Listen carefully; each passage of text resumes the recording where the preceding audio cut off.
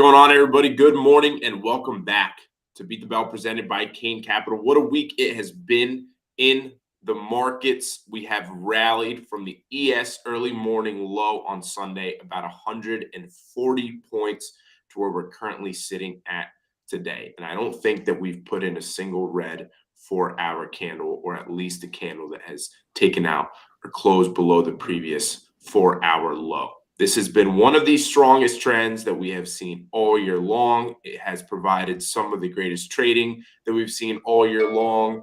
And this is right on cue with seasonality that we've been talking about, with July being green 75% of the years over the past 2 decades. To talk about the trading and what we've seen this week, we've got an awesome panel with us this morning, starting with Money Mander. Good morning. Good morning. Happy Friday indeed. And really just unprecedented squeezes going on here. A lot of the bulls said screw that with the rotation out of the NASDAQ. NASDAQ up like 200 points yesterday. So we'll see if they can keep it up into today's session. All right, Diamond Trades. Alejandro, what's going on? Let's go ahead and dive into today. I think it's going to be a good one. Like you said, ridiculous week so far and probably going to end that way. So, all right, and Stock Snipa. Good morning. We got a really interesting bet to bell today. All right, looking forward to it. Let's go straight into Fed forecast and economic calendar. For sure. Let's hit the economic calendar first. So for today, we already had import and export prices come out. But after that, we're going to have UMISH at 10 o'clock. That's all that's really scheduled on the slate for today, not a massive day. And the next week is pretty light as well, which we'll touch on Monday. But let's go ahead and dive into this ridiculous rally that we've had so far this week. So the market has obviously been on an absolute tear on the back of lighter than anticipated inflation data on Wednesday and Thursday. Last week, we saw yields inch a little bit higher, which some took as the market sort of bracing for high inflation prints. With the 3% headline number that we got on Wednesday, the 4.8% core number that we got on Wednesday, and then as well the 2.4% PPI number that we got yesterday, yields have taken a meaningful leg lower along with the dollar, propelling an already hot stock market well into year-to-date highs. So from Tuesday's open on the NASDAQ, we're up about 3.3% with the S&P and Dow adding 2.3 and 1.3 respectively. The market can smell the end to this Fed tightening campaign, and that puts many firmly in the camp that we're at sort of a new bull market here, right? As the Fed begins to look towards the end of this hiking campaign and ultimately towards the direction of cutting rates at some point down the road.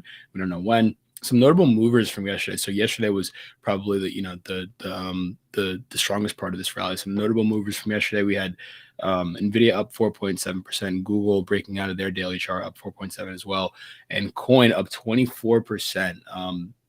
The SEC, I believe it was, ruled that XRP is actually not a security, and so that XRP is absolutely ripping yesterday, and a bunch of the other altcoins as well. I believe XRP trading is going to be reinstated on Coin as well here in the short term. So Coin with an absolute explosion yesterday up 24%.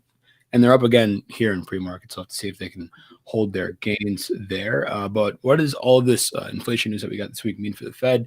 The market really hasn't budged much on its belief that the Fed is going to raise rates at the July meeting. They were pretty resolute in their last meeting. Jerome Powell was pretty resolute, and their comments, since then really have sort of been leading that way.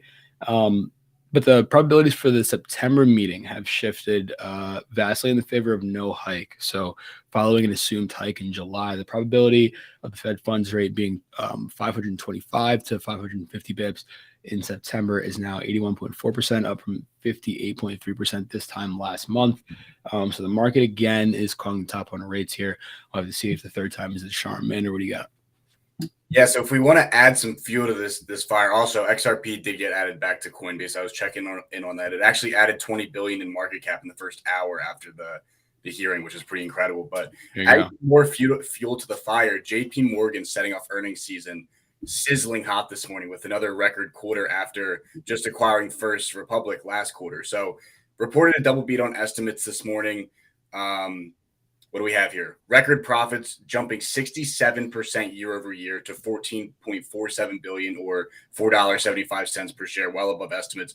Revenues rose 34% year over year to $41.3 billion versus $38.6 billion in estimates. And kind of looking beyond the surface numbers here, the consumer bank division led the surge here. Thanks to higher rates in the year over year comp comparing to last year, they have higher interest rates now going out on loans with a smaller margin going out on interest paid on deposits. So revenues rose 37% in the consumer bank division, 71% year over year growth in profits in the consumer bank division.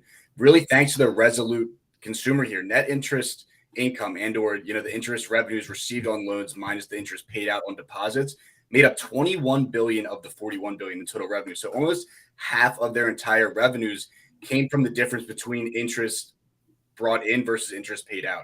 So really, I think a lot of that is thanks to the 500 billion they acquired in deposits and all the new consumers they acquired thanks to the First National acquisition back in, I believe it was the start of May. But some of the big takeaways here: credit card spending rose 8% year over year, while credit card balances rose 16%. And really the biggest surprise to me, with rates up 300 bips from last year's Q2 earnings, auto loan volume rose 71% year over year as supply chains began to resolve. And we kind of talked about this a little bit recently with the CPI print. Consumers are finally able to acquire new vehicles. And so while that did elevate used car prices while people were shifting that way in the near term, they couldn't get new cars. Now that supply chain is starting to bottle itself out, you now have people that maybe didn't get the used car that were waiting now getting those new cars. So 71% increase in volume there.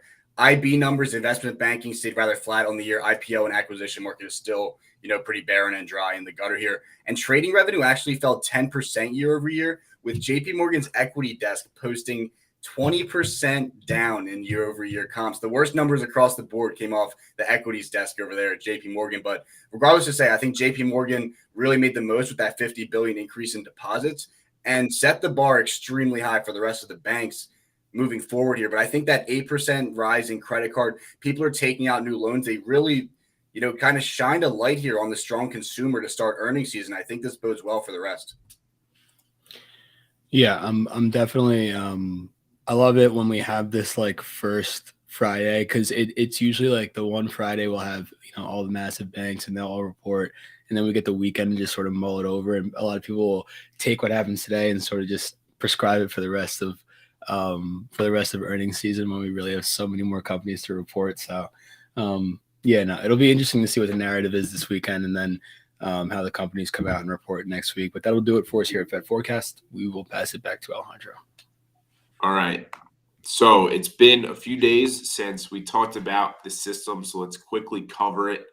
What do you know? We got the buy signal on the 11th.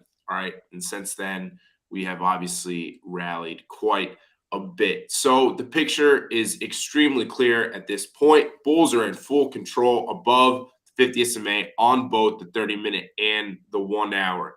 I know that there are a lot of you that have taken advantage of this move this week. Congratulations. Awesome stuff there. Just keep in mind, it's not about how much you make, it's about how much you keep. So despite the market rallying about 140 points this week, if you're looking at the S&P futures, things are likely to get a little bit more difficult, and it's important to continue to manage those trades with real risk management in a real system. But it is time to celebrate for system traders and traders that have gotten long and have been long for the duration of this week. And that, of course, was signaled by the buy signal. So at the very least, hopefully nobody was shorting this move. So again, very clear picture here above the 50 SMA on both the 30-minute and the 1 hour charts. Bulls are in full control. So that's the quick look at the S&P. Looking at SPX here using the system, we're now going to go to Stock Snipa for Bet the Bell. Good morning. Just a couple things to go over real quick before we start. To conclude last Wednesday, win all across. Everybody picked green. Nobody was wrong. It kind of was a free win when we're looking at the circumstances with CPI. Next thing I want to say is congratulations to Mander making a bold prediction, SPY 450 this week, when the question was, will it do it this month? Congrats, Mander. Thank you. Feels good. Pat myself on the back here. Go ahead and dive right into it, guys. First question of the day. You already know it's coming. Green or red? What do you got, Honda? I got green today. Green. Diamond, what you got? See, this is why I was complaining about going first, because on a day like today, where yes, I do think that it could go green, but it does make sense, end of week sort of, retracement back into the range sort of deal. Like I can just pick green now off of the fact that Alejandro picked green since I'm ahead of him, and really like I don't have to put my skin in the game, you know what I mean? And so that's why it's important to switch up who goes first, Snipes, by the way. But I'm gonna go green as well, more on a tactical decision than anything else. So generally, the rule of thumb is based off of the pictures on the right. That's the order of people are. Okay. But all right, I like it. Mander, what you got? The tactical decision here would for me to take red, being a couple games back here on Alejandro, but I'm going to take green as well, just so I don't get a stupid loss. I think coming into Friday, 0 DT call buying, everything's just pointing higher. JP Morgan beats earnings. I'm going to take green. Yeah, I agree. I think that the tactical decision would be to take red, but I'm going to go with the logical decision, and I'm going to take green. Hang on. Now we're green across the board. We were green across the board on Wednesday. Does anybody We're wish also to up 1% in pre-market. Yeah, but All right, we'll leave it. We'll see what happens here. That's usually the fade indicator. yeah, that's usually worst case scenario. I know. All right, so now time to get into the interesting stuff, right? Would you rather have $1 million worth of Meta shares, or would you rather have $2 million worth of Snap shares? Must be held for 1 year from today. Ando, what do you got? That's pretty wild. Dude, I'm gonna go with Meta. I remember like 12 months ago, maybe I said that I liked Snap as a stock because because a lot of people use the app, and I just got like a ton of shit for that. So I think I've just been conditioned to not support Snap in any way, including More specifically, because who uses the app? More specifically, my sister and her friends. there you go.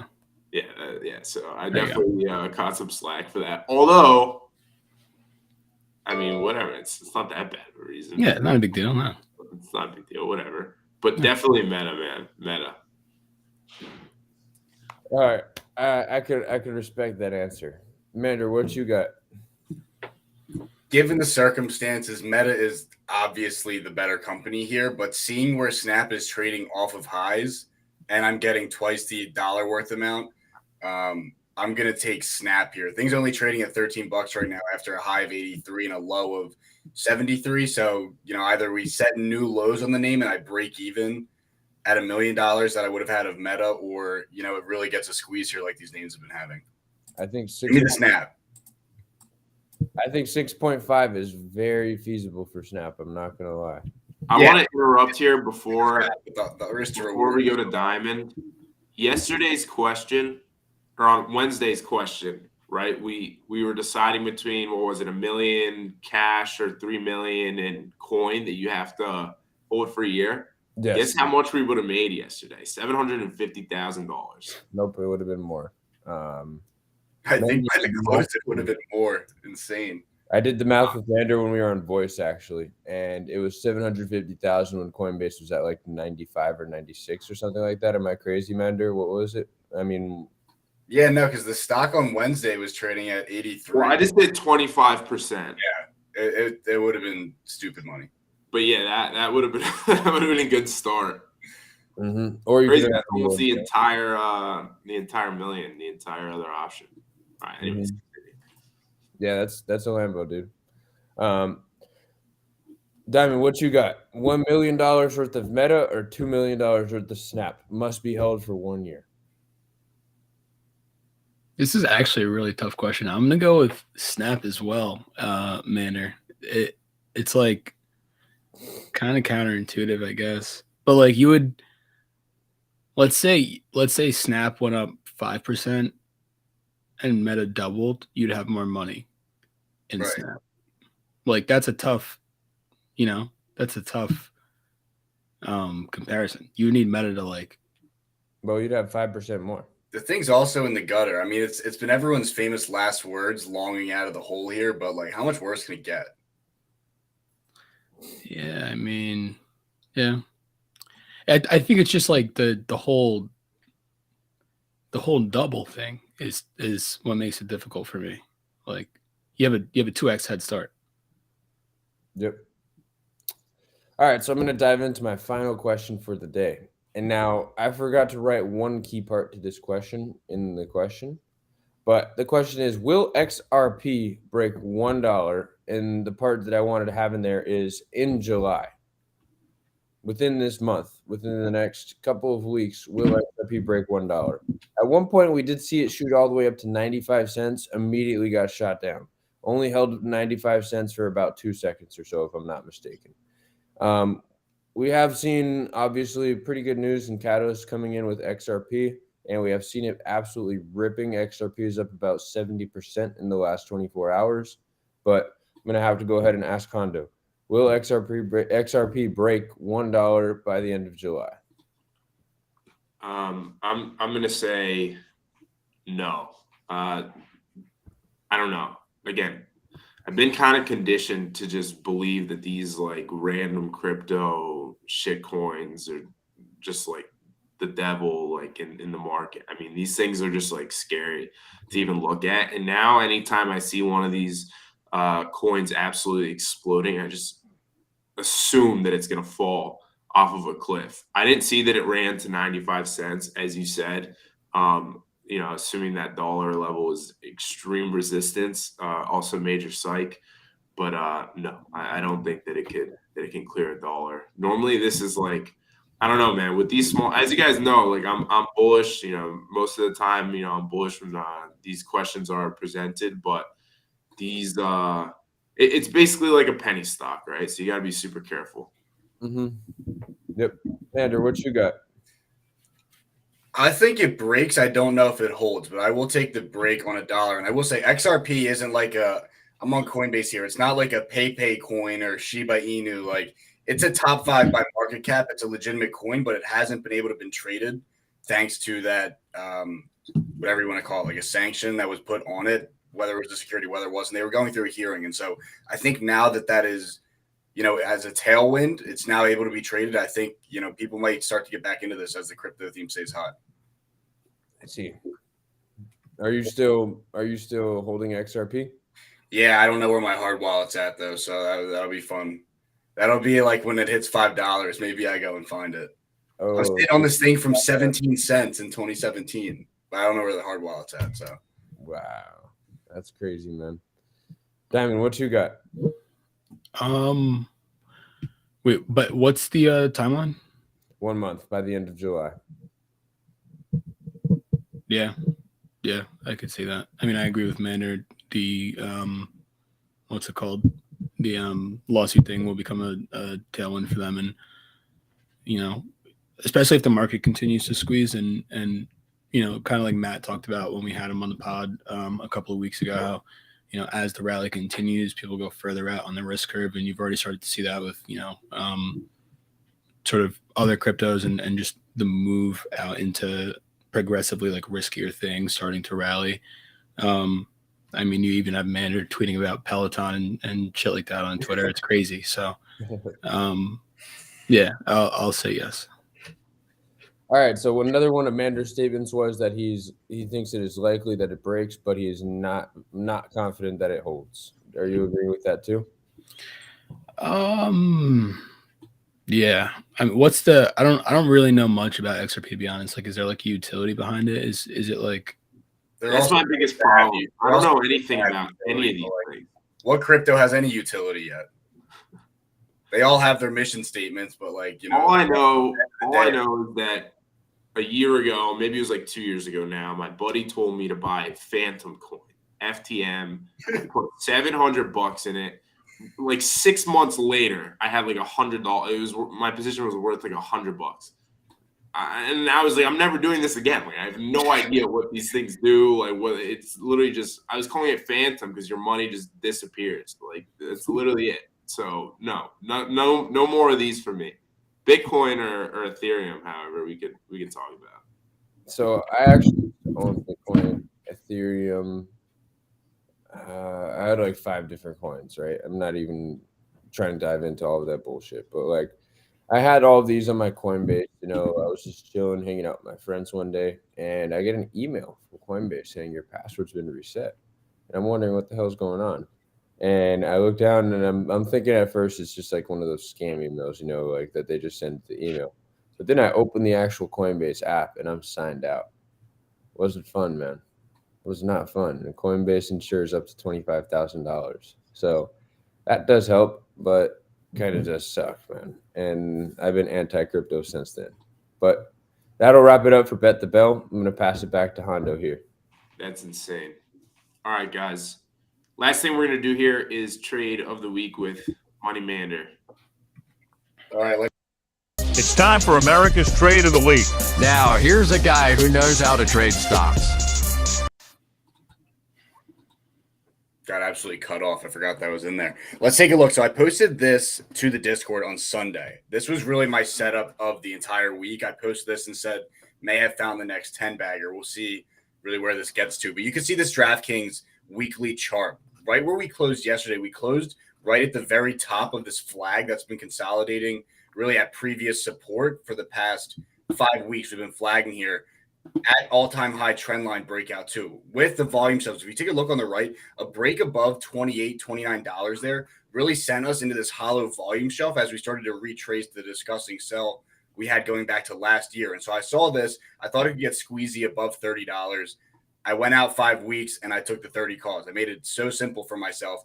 And while I know there was super sexy gains made on NVIDIA, made on Coinbase, this, that, and the other, this was the most sweat-free 200% trade I've ever been in. And we'll see where it goes. So I still have a month left on these. I went out and took the 30 calls, somewhere just over $1, and we're trading at 31.50 already. Ryan, give me the before and after here. I posted this on Sunday.